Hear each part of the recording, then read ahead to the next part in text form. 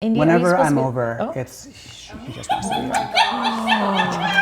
You know what he's doing though? He's rubbing it in right now with you. He's like, Sitting next what are you to going to do about this? Yeah. This is unbelievable. You are too much. Okay, you want to go on yours? Indy Patel, everybody. Indy. You want to go? Nope. No. How old is he? 4. Yeah. 4, I guess, yeah. Oh my God. Hi. I hate him so much.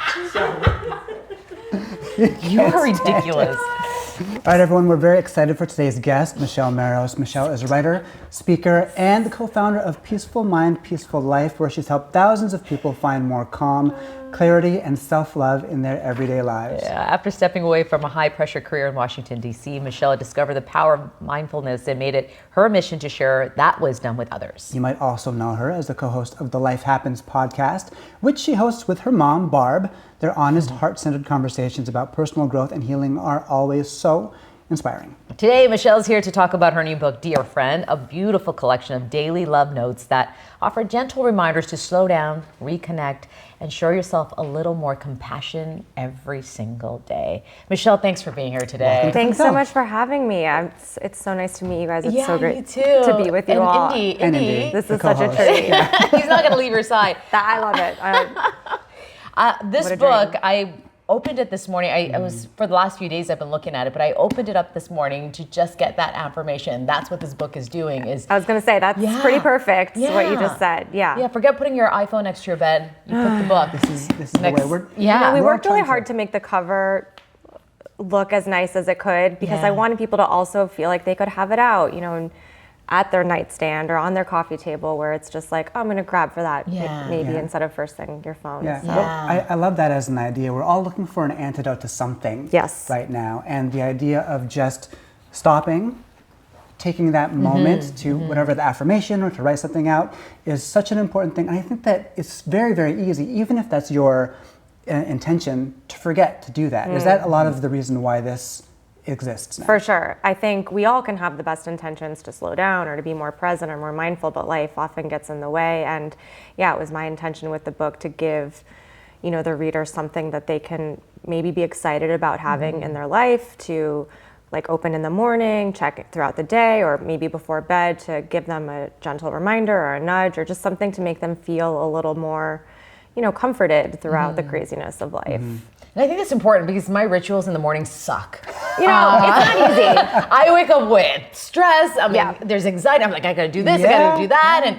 And I started putting notes at nighttime. So I wake up and I have to write things down. And I'm like, what was I thinking last night? Yeah. But this owns you into a space where you should stay in the positive in the morning, right? At least you start your day that way, and then whatever happens. But, at least you got a little bit in the morning. Plus perimenopause, I forget things. So I start writing notes at night. I'm with you. How good are you on your own at sticking to the things that you're trying to help others with?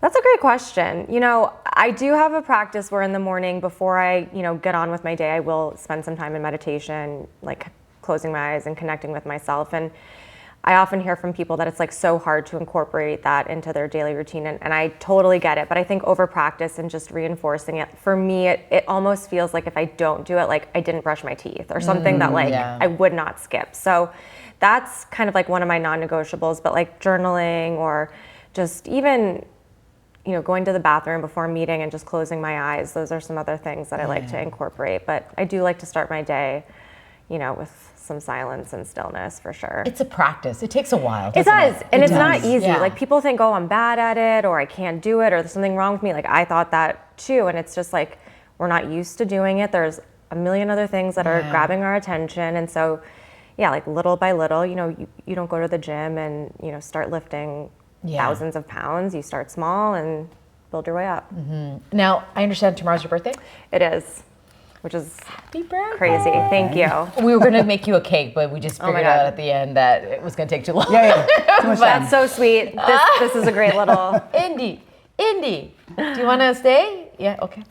On your birthday, it's called, I picked everyone's birthday actually in this That's what book. people are doing. That's what they're doing? Yes. Yeah. It's Everyone like always flips to, it is. Yeah, and it says an uncomfortable truth. Sometimes it's if necessary, you edit yourself or make your needs small to ensure everyone else is happy and comfortable. Do you do that? Yeah. I mean, that's one of the things that I do work. It's really interesting that that's the one that's on my birthday.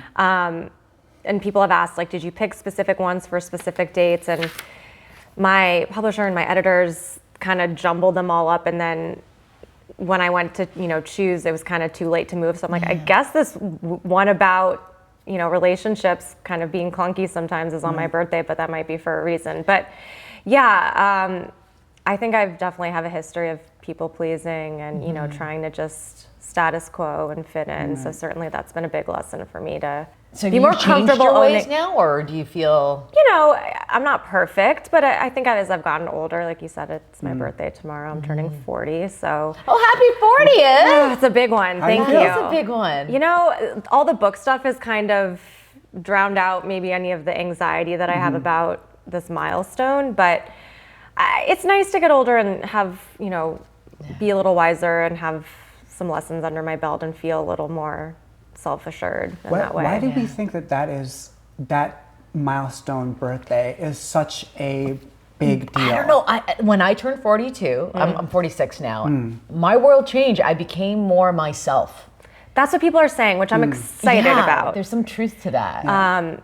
But I think also there's so much conversation right now about age, and I don't know if you all feel this way. I'm in the States, so I don't know if it's different, but like I've heard people say, 25 is so old, or 30 is so old. So it's like, wait, what's happening? Because so I just feel like the conversation around age is a little funny right now, but 40 is not old, and it's amazing to get older and grow and learn. What I experienced was like coming up to it. You think about it for such a long time when you're younger about this number being such a big deal and being like old, unfortunately. But once you get past it and you start to realize what's on the other side, it starts to feel a lot younger. Yeah. Actually, the further you get from that number, the younger it feels, which is actually a cool. You'll notice that. I think. Yeah, I when agree. You start hurting and all that. What did your mom say about turning 40? Did she ever talk to you about it? Yeah, she's like, she said she never really started to freak out about age until she hit 60. That was when she really was like, okay, I've had a long life, and she's always like, don't worry, I'm not going anywhere. There's lots of years to come, but that was big for her. So she's like, 40, same like you guys, amazing. You really become more of yourself, confident. You care less about some of that small stuff that you used to care about, and it's just like a nicer ride. Happy 40th. Thank you. Are you doing anything cool? Or we're gonna be in New York, so we're gonna have an event for the book, because I did not plan this, but when I signed on with my publisher, they're like, okay, so pub date will be November 4th, and I was like, did you guys know that was my birthday? And they're like, no. So we're gonna have an event for the book, but also maybe have a little bit of birthday in there too. I think there's probably going to be a surprise. I know. I love cake, so anytime someone's birthday, knowing my mom, knowing our team, I'm sure there'll be something. Okay, so we're gonna get you to pick a photo. I'm very excited for this, and I think also a little scared. No, don't ever be scared. Okay. Well, we're like excited for the stories. We're fascinated. So. Yeah. Oh. Okay. Yeah. I like that reaction. Yeah. This is hilarious. I actually did not know this was still on my Instagram, but yeah, you want me to talk about it? Yeah. Okay. So firstly, I just have to say that why I laugh about this is because the way the photo is laid out and the way that my mom and I are kind of standing, it looks like I'm part of the Obama family, and my mom is part of the Biden family, and so it's just like, casual family photo. Looking at it again, even like your choice of attire, like the colors. Yes, I know. Everything. I think my mom and Dr. Jill have a very similar appearance. So that's why I laugh when I see it. This was for the second inauguration of the Obama presidency, and my mom was involved. She really was passionate about the campaign, and so we were in DC for the inauguration, which feels like amazing. A lifetime ago. Yeah. 2 lifetimes ago, really. Yeah. A lot's happened since then. And so you're talking to Barack Obama. Yeah, what a cutie. What was that conversation? Just very kind. And my name is Michelle. We have Michelle here. So there's always that fun joke of like, I'll remember this name. Right. How does it feel to be your mom's second favorite person after? That's funny because that is often discussed, and I'll take it because I get it. Not a bad second place. Yeah. Yeah. But it was, great times. You know what I love about this photo too, just looking at it right now, is the moments you have with your mom. Yes. Like, I feel like there's such a big connection between you two, and that you experience life together, and that seems very important for you. Very special. I'm super grateful for her for, you know, having these passions and bringing me along the way with them, and giving me these opportunities to meet, you know, wonderful people and just really share it with her. Really special. And we have lots of funny stories from inaugurations past. You know, the first one, it was freezing cold in DC, you know, and this was 2008, and cell phones weren't as, you know, as they are. And she's very like, she wants to get to her seat, beat the crowd. And I'm very like, oh, we'll find it. And so, you know, the gates open, it was packed, and she just takes off. And I'm like, I don't know where I'm going. And I was trying to call her, phones weren't working. And I was like, you just left me in the crowd of people. I found her, but I was like, that was a little not cool. It's networking, man. It's networking. I was like, I had to just be out there. She's like, you're on your own. This is important for me. Have you guys always been really close? Because I have two daughters. Yes. And they're both teenagers. One's off to university this year, and I'm missing her like crazy. Yeah. And I feel we've become more closer now than we were before. Yeah, you know, we definitely had our teenage angst, like, you're so annoying, get away from me. Even as adults, we get into our arguments, and we're not perfect. But I would say when I went away to college, I kind of had that experience where I could really realize how great she was, and you know, how good of a mom she is. Eva, if you're watching, mommy's great. You know, it's true, like absence, distance makes the heart Talking about her mom. grow fonder. Just saying. You know, I agree, amazing. I'm a great mom, okay? No. We were talking about this being the second inauguration, and like the smiles here is so great. You know, we were listening to your podcast, and recently there's been a lot of talk about how do you manage your emotions in the times that we're in, because it feels very different than what it felt like in this picture, for sure. What are some of the things that you encounter when you're talking to people, or even on your own, about the anxieties of the world that we live in, and how do you manage that? It's hard, and I think just being in touch with your emotions and letting yourself like name them and not push them down first is such a huge piece, because, you know, especially working in self-help or meditation, mindfulness, people think, oh, you have to be happy all the time. You only have to think happy thoughts, and push down, you know, anything that's not considered good. And I think that's where we get into a lot of trouble, because if we push them down, then they come out sideways, and it's, you know, a mess. So like, you know, being in touch with them, but just like understanding that these are normal emotions to have and normal reactions to certain situations. And also as like a tool, I really like to journal when I feel really frustrated and overwhelmed, to just like let the thoughts out and not try and censor myself and be like, this sucks, like, you know, whatever might be going on. But certainly it's intense, and I think just being truthful about it. Yeah, I think talking to people, having people that you can share with and not feel judged or misunderstood is also super helpful. But, you know, it's like one day at a time, not to be cliche and cheesy, you know? You just enjoy the ride and try and hold on.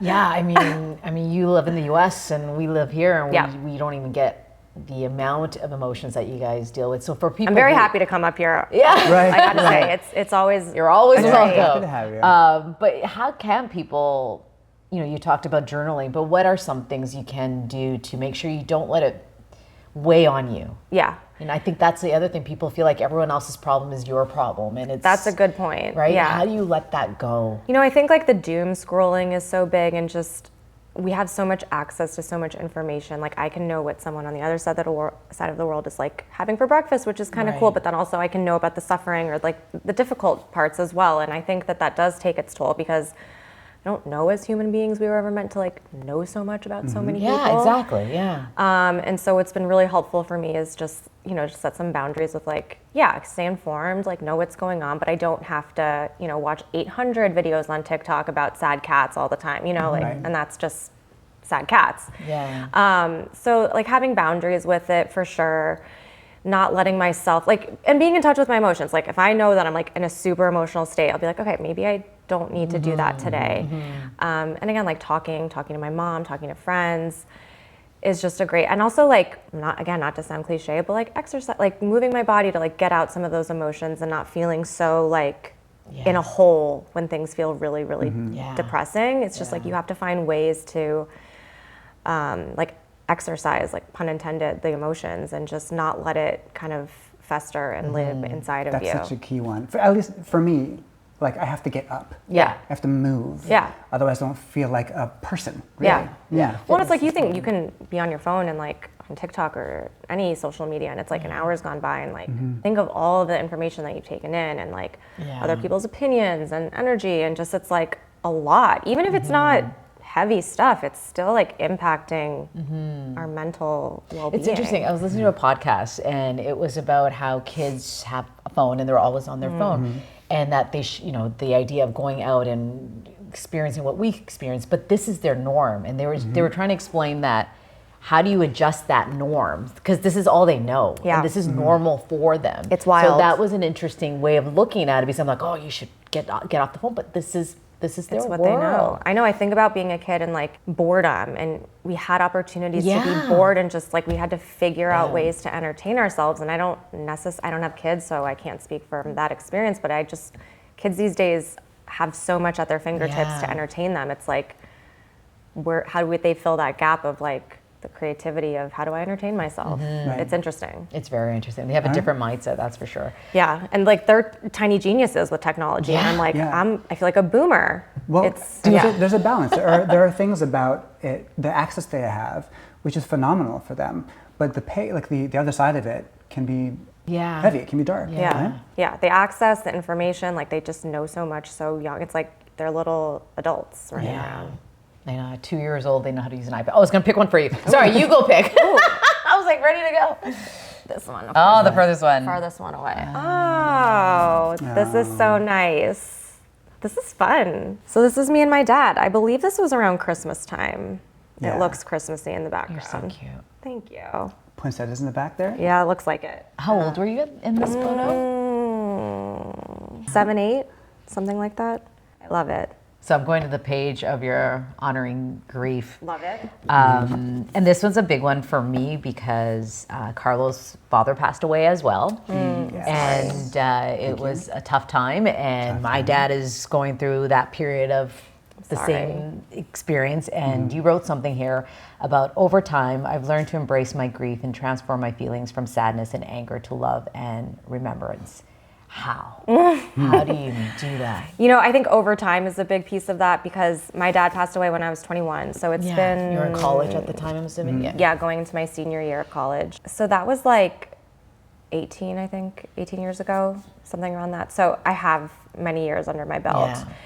But I think what's been really helpful for me is just like, people always say like, oh, he's always with you, embrace that. And that's, again, sounds kind of cheesy and cliche, but I think as the time has gone on, it has helped me to be open to like this different kind of relationship that I can have with him where like, yeah, maybe he is with me in some other way, and like how can I foster that relationship and be open to, signs or signals that like, maybe he is somewhere, around me, and that gives me comfort. But again, it's like, the emotions come up. Sometimes I feel angry or sad or things will happen and I'm like, oh, I wish my dad was here. Right. And it's like, just like any other emotion, you have to like feel it and process it and not, especially after so many years, it's like, oh, am I allowed to still be sad? That's the other thing. I'm like, oh, get a grip. But like, we're human. Yeah, of course. You can feel whatever it is that you feel. Yeah. In doing the work that you're doing, I find it so curious. You must have people that come to you all the time with the things that are specifically in the book. Yeah. And with grief, that can be heavy to carry somebody else's. Yeah. I'm wondering what you learn about yourself and your own process in talking to people who bring that to who bring theirs to you. That's so interesting. So I do get a lot of questions on grief because I've written about it a lot. And what's interesting for me is I always write from my own experience and how things helped me or what worked for me.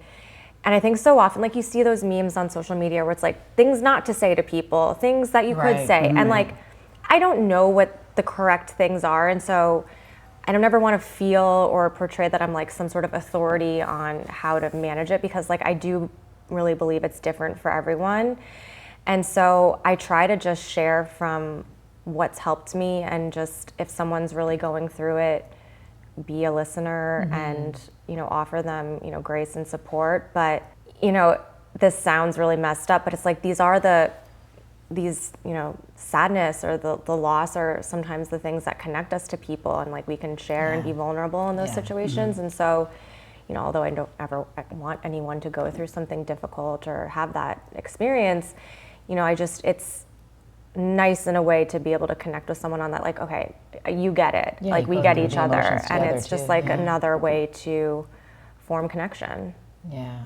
But like I also have learned to, like you said, not to like take it on. I'm one of those people that's like, oh, if I have a friend that's going through a hard time, like I've noticed in the past where I'm like, I carry that for them, and I'm like, wait, I can't do that, and then carry all the things that I run on social media that are bad today, and then my own stuff, and my, you know, so it's like, that's a practice too that I'm learning, of just like trying to discern what is and isn't mine to carry around, which isn't easy. It's a lot of work to filter. I'm curious, at 18, when he did pass away, you were 18, no, 21. 21, yeah. Did it change your mentality? Because you do meditation, you've done all the practices. Was that the time when you said, you know, this is what I need to do in my life? No, actually, you know, so I was going into my senior year of college, and he passed away very unexpectedly. He went to sleep and didn't wake up. So that really was like life-changing in so many different ways. And I was going back to my senior year of college, and I was like, 21, partying at school, like very little responsibility except like going to class. And because of a lot of circumstances with, you know, my dad's affairs, like I was his only daughter, so I really had to like be the person to figure out his stuff, and I just had never been in a situation like that before. And so I feel like it kind of pushed me into adulthood, in a sense of like, I'm signing these legal documents of someone's estate and like just crazy stuff like that. So I would say he wasn't the most organized of people, and so it kind of left a lot of mess, and so I found myself like really angry. I'm like, why did you do this? You left this mess behind, and couldn't you have been more, you know, together? So I think for, you know, the first year or so, kind of figuring that all out, I had a lot of anger, which then, you know, I let myself grieve down the road. But, you know, I would say, again, I was younger in the party. I was just like the person crying at the bars. So I was not put together. You know, I just was like, and my roommates, my friends at the time were like, you just got to do whatever gets you through. It's going to be a rocky year. My dad also went to the school that I went to. So it was like a lot of, you know, ties and emotional triggers, and we just got through it. It's amazing. Messily, for sure. Well, even in my experience, what you're saying there about kind of what's left behind, I've felt a bit of that too. And even talking to friends who've had similar experiences, you'll never think about that until it happens. No. And then growing up quickly in that moment, and then also in a way understanding what you're capable of under certain pressures that you never ever pictured happening before.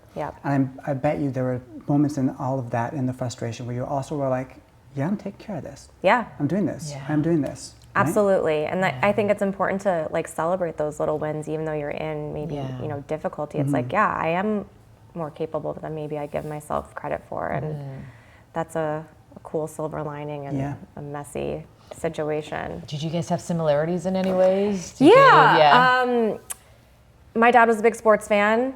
I know we talked about sports before we started taping. Blue Jays. So we would go to a lot of games together. Emotions, Blue Jays, yes. You know, I grew up a Marlins fan with him, but they're not very good. So I jumped on the Blue Jays bandwagon. So I was sad. But we did a lot of sports. You know, just you know, he loved going to the movies. Kind of a simple guy, going out to eat. So we had fun in that regard. I know. I think about my dad too right now. I'm like, the similarity between him and I, don't take everything seriously. We just laugh a lot. We just don't. I love that. We just joke around. Like, one of his toes was amputated, and I walked in, and he goes, Sungi, where's my toe? And we just started laughing. Like, humor is so important. And that's where I get my trait. It's from my dad. You know, you pick up those little things. So my dad was pretty non-confrontational, so I do pick that up, where I'm just like, ooh, conflict, I'm gonna go this way, and that's one I've had to, you know, learn. Okay, we have two more. Okay. Who's that? I don't know who that fox is. Who's that? You called this the thirst trap picture. We're all looking over at Barb right now. I know. She's not in the room, is she? No. I believe this was there was some sort of social media trend where it was like how it started, how it's going, or like LinkedIn or Thirst Trap, something like that. And we had gone through old photos and I saw this picture of my mom and I'm like, oh my God, like, hello. Right? She just looks so cool. Like the glasses, just the like side eye. I'm just like, I love it. All Yeah, of it. That so cool. smile. Such a vibe. Yeah, like she just looks like a cool chick. So let's talk about your mom. Yeah, and let's having talk her about in your her. life. And you guys work together so closely. And We do. Doing a podcast. And this is probably a hard question to answer, but like, what is that thing she taught you? You know, she's been meditating my entire life. So I had that as a model of someone who practiced these things and did them because she believed that they helped her manage life and manage stress. And she never pushed it upon me, which I was super grateful for, because I probably would never do it. But I think planting those seeds as a model for that when I was younger and showing me, you know, how to handle life in this way for sure. And, you know, now that we work together and we talk about these practices and do workshops and things like that, you know, I'm super grateful that I was given an entry into that at an early age, but she let me, you know, approach it in my own way. You know, I was going to ask, like, how do you meditate? Like, what are the steps to meditation?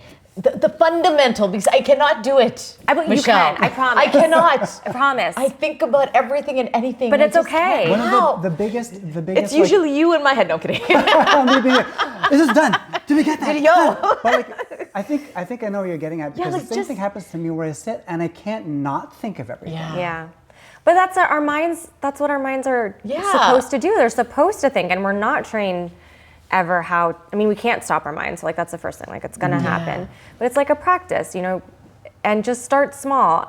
If you could just sit and close your eyes for like a minute and just breathe. And if your mind wanders, bring it back to the present or bring it back to your breath and just do it for a minute and just see how it goes. And like, 25 no seconds. to start. judgment. 25 seconds. 25 seconds. 30 Maybe while I'm seconds. planking, I'll like Yeah, and no close my judgment. eyes. Like Yeah. it's not bad or good. You're doing it. I It's really like want to learn though. Like I just can't do it. I just try for Okay, 30 fine. I'll try seconds. I'll text you after I do Okay, a minute. perfect, Say yes. I cleared my mind. Yeah, or just like if you're going to a meeting or something, you're in the parking lot. Maybe you have 5 minutes. Like close your eyes for 1 minute before you get out of the car and breathe Okay. and just see.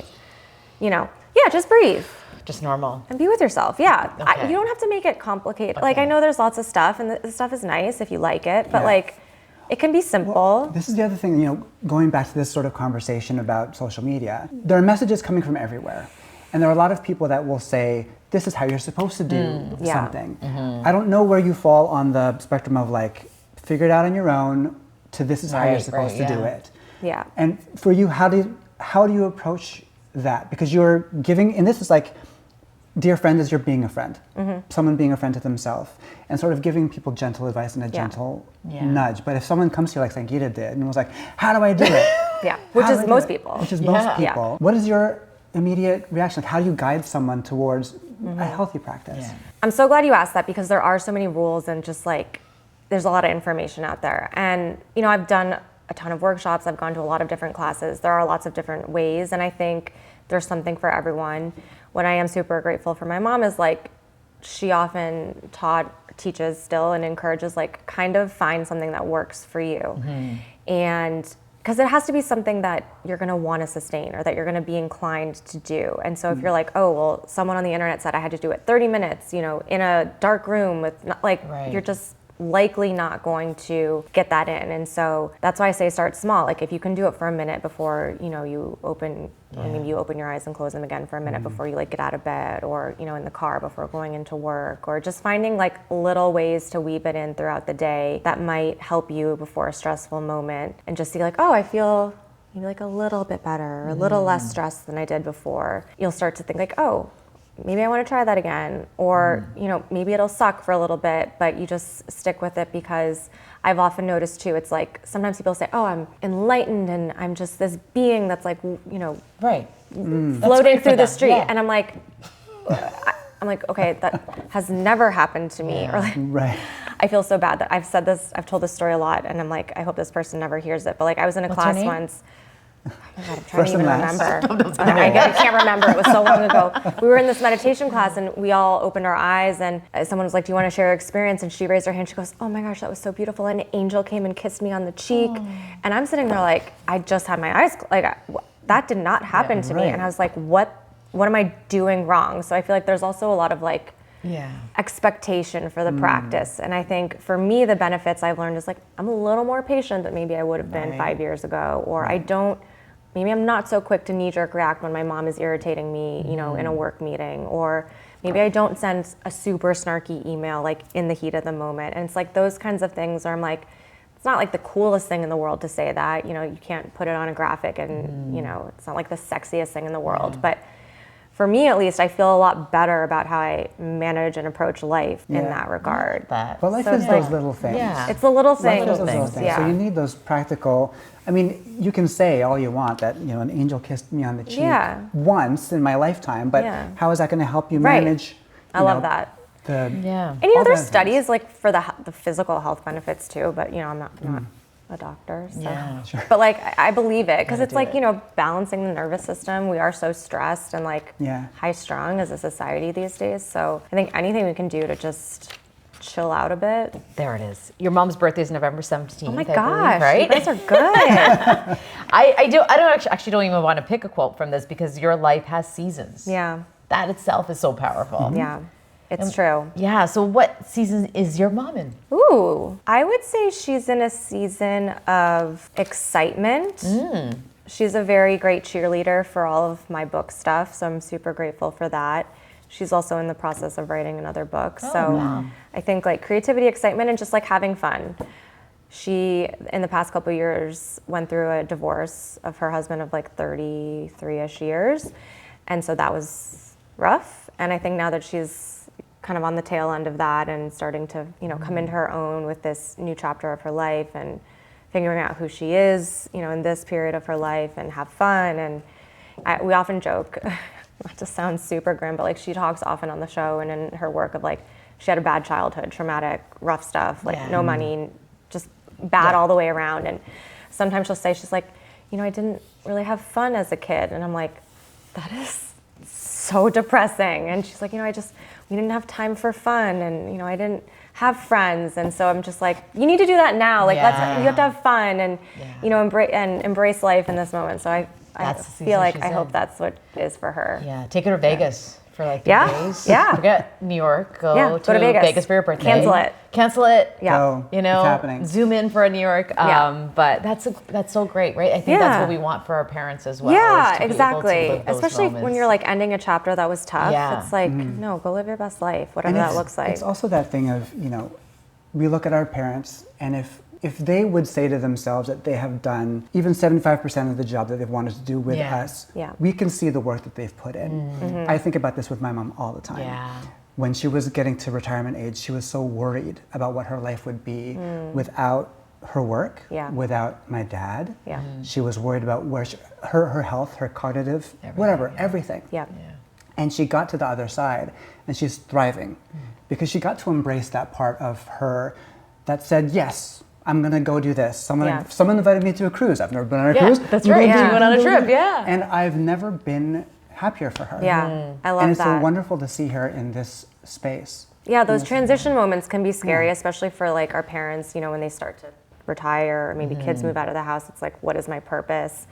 But I love that you're saying yes to things. There's an entry there about following the breadcrumbs, and it's what piques your interest? Right. Follow it. And it's it doesn't have to be that complicated, but we have to be aware of what is actually exciting to us. Yeah, you have one life, right? Live it, love it, So the breadcrumbs that led to this, what were the breadcrumbs that led to you actually sitting down and writing this?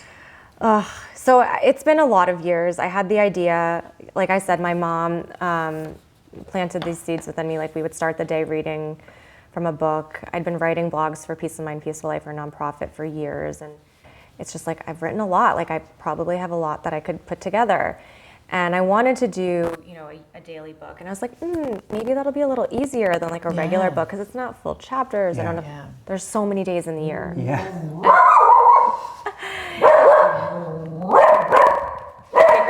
Grace. Our dog. It's so going. I love it. Indy, we're safe. Don't worry. So, so cute. At least you know, like, you are well protected. Yeah. Yeah, like that's why we have him. Yeah. He's very. He's not done yet. Hold on. I actually had a question about the idea of dear friend. Who's that dear friend to you? No one has asked that. That's so interesting. So I started somewhere along the way, starting my blogs with Peace of Mind, Peace of Life, dear friend, because I always wanted it to feel like it was coming from a friend. And then when I started writing the book, I kind of put that as the filler title. But honestly, and this is going to sound cheesy, but I feel like from this book, and my intention for it is like really becoming your own best friend and really establishing, you know, a strong foundation within yourself and starting to treat yourself a little nicer or a little kinder, a little more forgiving, and not being so hard on ourselves all the time. So, you know, I can think of all of like the great friends and supportive people I have in my life for sure, but I think that's kind of where the book comes from, is like starting from within and then hopefully then echoing that out. I know that goes to this page. I was like, don't be a victim. I think that's my mom said that growing up. That might be how what it says in the book. But I hear her in my brain when I wrote that and when I read it, because that was a big one. When your parent says that to you when you're younger, it means something different now. It must change. It must have evolved for you. For sure. So I think I remember as a kid, like one of the things that I would say all the time was like, oh, life is so unfair. That's so not fair. You know, like as you would say as a kid. And my mom would say, like, you know, in a nice way, this isn't to be harsh, but like life isn't always fair. And like you can't control things that are happening in the external world. Like, and she would say this probably more like kid friendly language, but like you can manage how you respond to it. And, you know, you're not a victim. Like you can be victimized. Bad people can do bad things, but like you don't necessarily always have to take on that label of being the victim in a situation. And, you know, she had experienced a lot of abuse and trauma in her story. So I think it was really important for her own healing to kind of have that mentality of like, these things happen to me, but they don't have to define me. And so, yeah, she would say that to me all the time. And I'd be like, okay, don't be a victim, don't be a victim. But yeah, as I've gotten older, it's like, it's definitely transformed, but I think still like reminding me what I am in control of and where my power does lie, instead of placing so much emphasis on like, everything is so bad and everything is so unfair. Like, okay, but what can I actually do in this moment? Or how can I respond in a way that feels more empowering? Gives me a little bit of a sense of peace. Yeah. But, you know, there's no perfect answer. You mentioned your mom and everything that she went through, and she shared her story. And we're talking about her seasons. Is she healed or is she still healing? I just sounded like Oprah there for a second. I did. Were you I was silent? like, what? I was like silent. I was like, that kind of. But I love it. Is she in that process of? We talk about this a lot, and we talk about this on the show too. It's like, I think so many people think that there is some sort of destination to healing, and if you do like maybe one more meditation or one more retreat or read one more book, you'll get there. And sometimes that leads us on this like hamster wheel of a journey where we feel like there's never enough. And so I won't speak for her, but if I were to guess how she would answer that question, she would say like, we're always in some sort of process of healing, and it's just like highs and lows and ups and downs, and there's no destination. It's just like what's next in the day, or what. You know, sometimes you think you're over a situation. Like for me, you know, bad breakup for your 20s, don't think about that person ever again, and then maybe something will pop up, and I'm like, what the heck? And like, you know, you deal with it, you deal with the emotions, and you keep it moving. But it's like, I don't know if we're ever fully healed. Yeah. But maybe if we heal something, it's like whack-a-mole. Yeah. You know, grief pops up, and then body image stuff, and then purpose or self-conflict. Like, it's like. So true. There's no independent emotion that's independent of everything else. So true. You got the final one here. Oh, that's a good way to end it. Good one. I think it's a great way to end it. That was taken here in Toronto. Yeah. No way. So tell us about where this is, what you guys are up to. Yeah, so in this photo, we were doing some filming for Peace of Mind, Peace of Life, our nonprofit. We have a digital emotional well-being toolkit coming out. So we're trying to create, Peace of Mind, Peace of Life is all about meditation and mindfulness and mental well-being. And so giving people the tools that are accessible so that, you know, you can actually use them. So we're coming up with this digital program of sorts. And so we were filming some things for that. Did some things for the book that day, did some stuff for the podcast. We try to cram in content days, but we have a really great Toronto team. So we've been loving coming up to Canada to do some filming. And that was one of our days. I love your mom's look. Like, Yep, she's just that like, is very Barb. And you're like, She probably did something where I'm like, come on. it's very indicative of us. And I almost feel like this is me and my daughter. yeah, right? and it's so funny because she's so happy. Yeah. And like, this is not like a self-centered thing, but like she'll watch our videos or watch our podcast and she's just like Beaming. and I'm like, no one looks happier than you when you're like watching our stuff. But she's so proud and like truly loves what she's doing, and this is her true passion, to just share this information and help people in any way that she can. So it is like she's just overjoyed, and she's wearing her cool sneakers. These are actually, I noticed that immediately. Yeah, right away. Me too. I was just looking at her sneakers too. Sneakerhead, yeah. Look at the kicks. She learned about Goat. I don't know if you have Goat in Canada. You have Goat, the app, and during Yeah, COVID, yeah. and she's like, "Oh, I saw these cool sneakers." I'm like, Amazing. "Who are you?" Amazing. Yeah. It's lovely to see you guys sharing this. I mean, Frankie and I often talk about like, what's the purpose? What purpose of like work, purpose of life? And then not too long ago, my son came to me, we're having a heart-to-heart, and he was like, how do I find what my purpose is? And like, how are we supposed to have one, and what is it? Do you feel like you know exactly what yours is at this point in time now?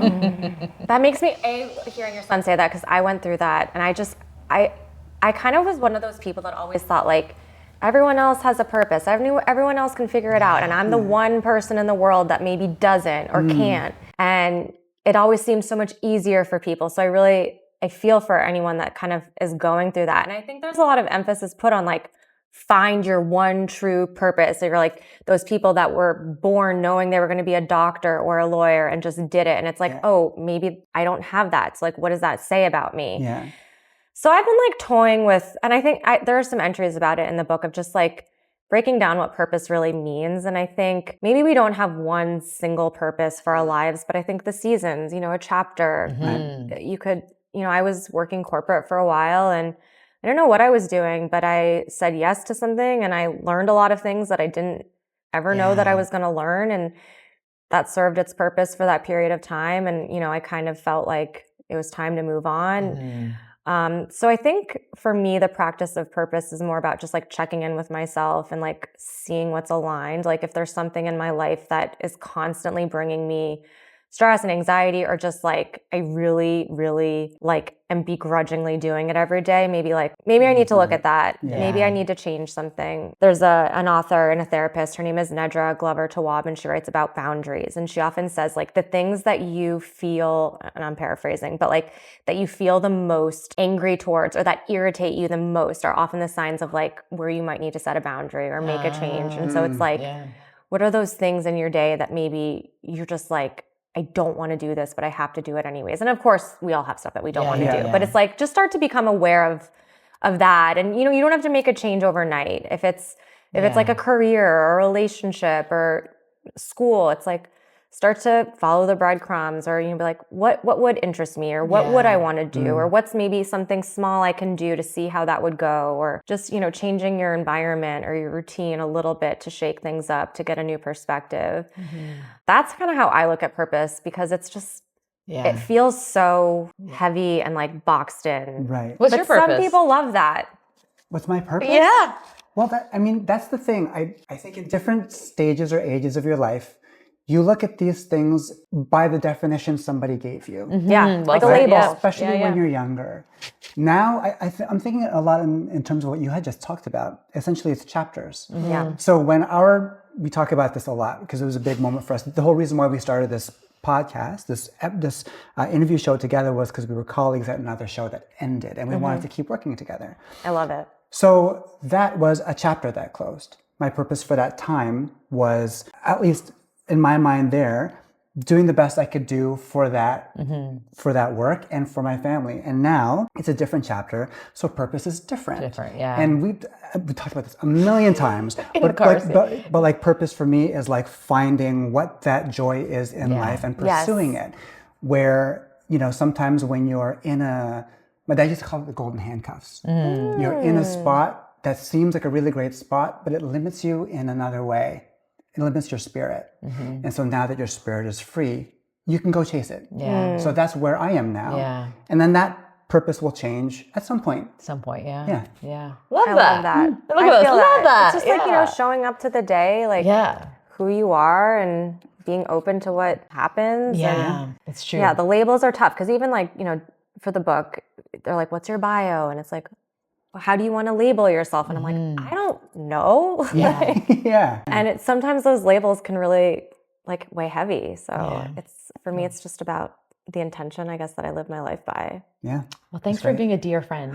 Thank you. I am so happy to have you guys as my dear friends. This is the sweetest book, and I recommend everyone to get this. Thank you. Because it does get you started with a positive attitude in I the appreciate morning. And that's important. I was talking to someone yesterday, and they're like, I'm not a big self-help book person. I'm like, I get it. Like, Yeah, sometimes totally. it's cheesy. And I'm like, but I think we all sometimes need someone to just tell you, like, you got this, you're good. Yeah. And if nothing else, like, I hope that if you need that in your life, you can find that in the book. And that's what I do. I call friends. I don't text them. I'll just call them and say, hey, how are you? Or to him, I go, like, I'm yo. cooking now. Yeah. I can't talk. And it makes a difference. Yeah, it does make a difference. It makes a difference picking up the phone and just saying, what's up? Yeah. But thank you so much for being here. Thank you so much for having me. It's such a fun show. I love chatting with you guys. Is Indy here? Indy's still eating. Yeah, Okay, good. Indy's my dearest friend.